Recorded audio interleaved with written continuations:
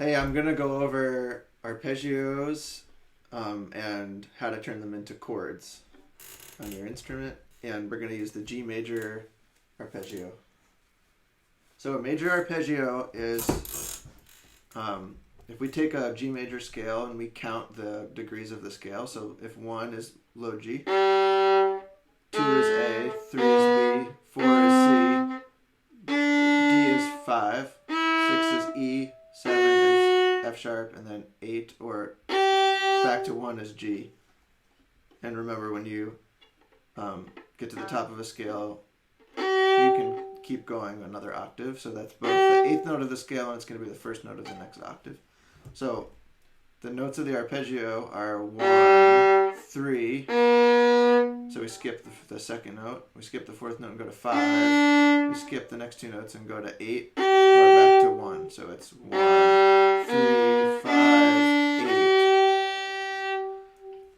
And those degrees of the scale would work for any major scale and any major arpeggio. And in G, the note names are G, B, D, G. And the second octave is going to be the same notes: G, B, D, and then G.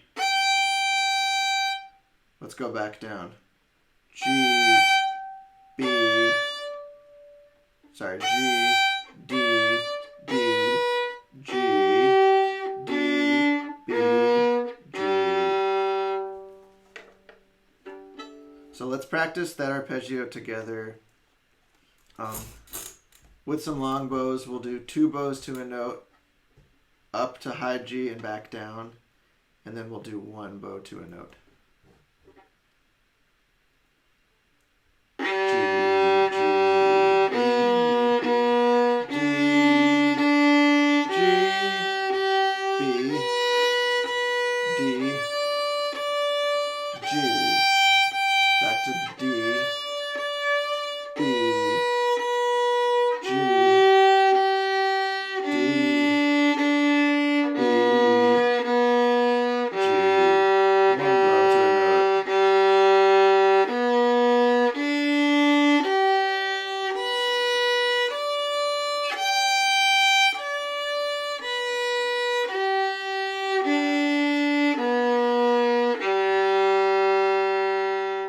We can even go all the way up to high B.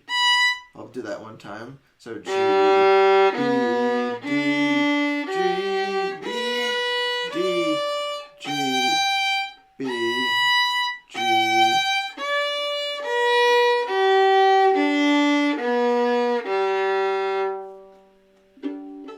And bonus, if you want to use your third position skills, you can play an extra high D. So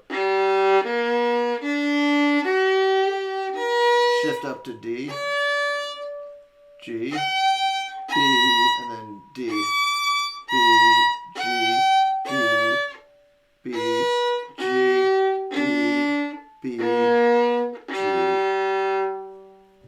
But that's totally optional. So if we take any 2 notes of the G major arpeggio that are on 2 strings next to each other, we can make a double stop, and that'll be like a partial G major chord. We're not going to play all 3 notes of the arpeggio like you maybe would on a piano or a guitar to make a complete chord, but we can make a partial chord. So we could do G and open D. We could do B and open D. We could do B, 2nd finger on the G, and G, 3rd finger on the D at the same time. We could do D and B here. Open D and then 1st finger on the A, B. And even though that doesn't have a G in it, it's still a way to play a G major chord because the other 2 notes of the arpeggio are in there. So again, yeah, D and B. Yeah, and this is a little more challenging, but if you leave your 1st finger there and put your 3rd finger on the G on the D string, You have to make a really nice finger tunnel arch with your third finger, or else it's going to sound like this. So try to make it sound like this. You can, up on the A and E strings, you can keep that B and then play high G.